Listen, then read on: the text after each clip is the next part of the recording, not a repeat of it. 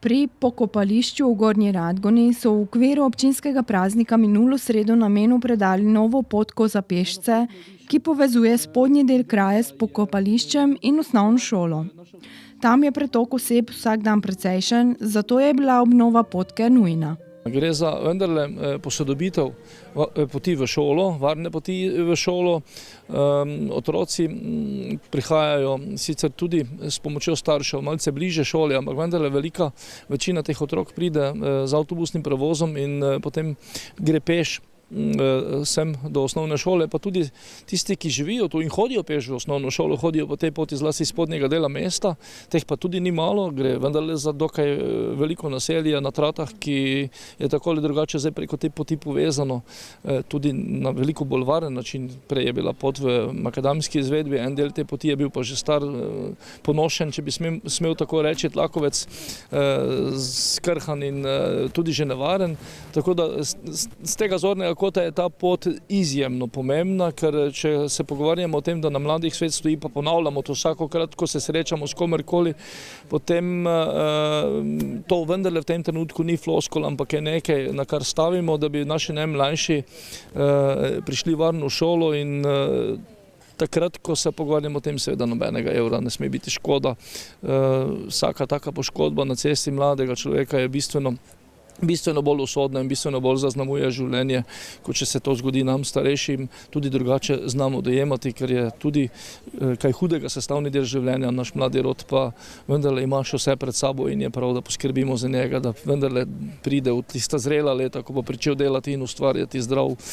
pripravljen na to, kar ga čaka, tako kot smo morda v nekih drugih časih imeli možnosti, mi seveda malce drugačne, pa vendarle. Lahko samo povem, da je ta potka velika pridobitev, predvsem za našo krajevno skupnost, ki tudi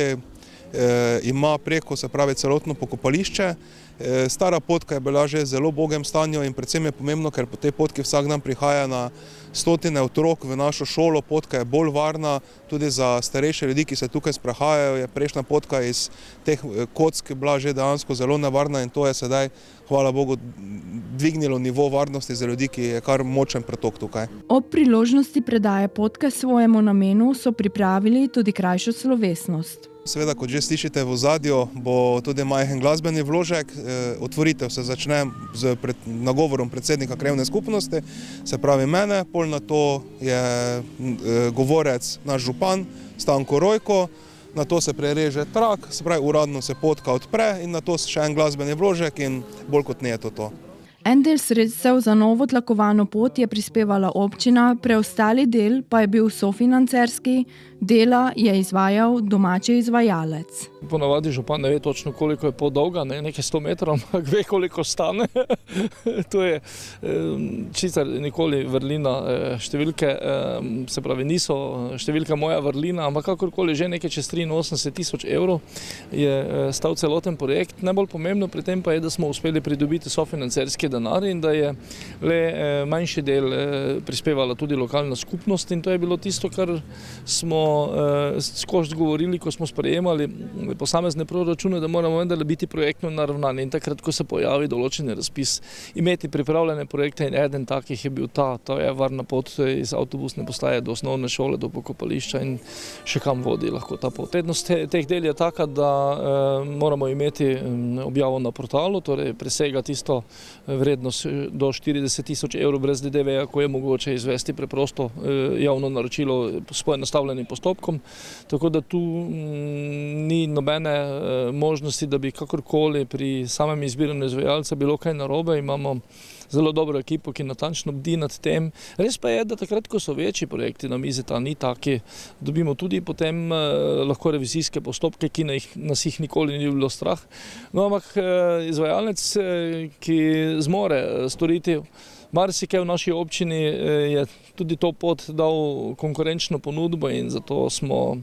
mu oddali to delo in držal se je v bistvu dogovorjenega na eni strani kvalitete del, na drugi strani pa tudi roko, kar je zelo dobro, ker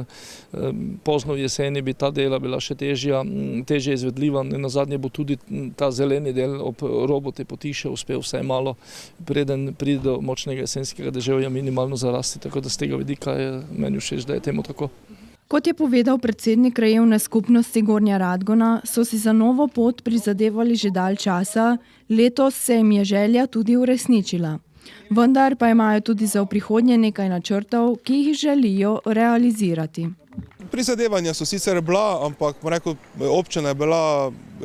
je zelo poslušna, predvsem na želje krajevne skupnosti, tako da ko se zadev prišlo, pa to je, kar se je zadeva relativno hitro uresničila. Plani seveda so, ampak letos so pred nami volitve, se pravi, tudi krajevna skupnost se bo na novo postavila. V vsakem primeru plani so, predvsem je urejanje pokopališča, kaj se tiče krajevne skupnosti. Ogromno smo že postorili, kompletno vežico smo na novo prepleskali, kompletno obzidje je bilo obnovljeno, potke po celotnem pokopališču so bile obnovljene, nove klopi smo nastavili, tako da plani so. Seveda v samem mestu je pa še tudi ogromno za postoriti, predvsem tudi na področju samega tudi cest, ampak tudi ogromno se je že naredilo. Na primer, včeraj smo imeli otvoritev pasjega parka, se pravi, z naše štirinožne prijatelje imajo sedaj svoj košček v tej Radgoni, kjer lahko pridejo lastniki psov, jih miro spustijo dol, lahko tam se igrajo. V ponedeljek je bila otvoritev elektropolnilnice, se pravi za elektroavtomobile. Prvo leto je celo polnjenje elektroavtomobilov zastonj.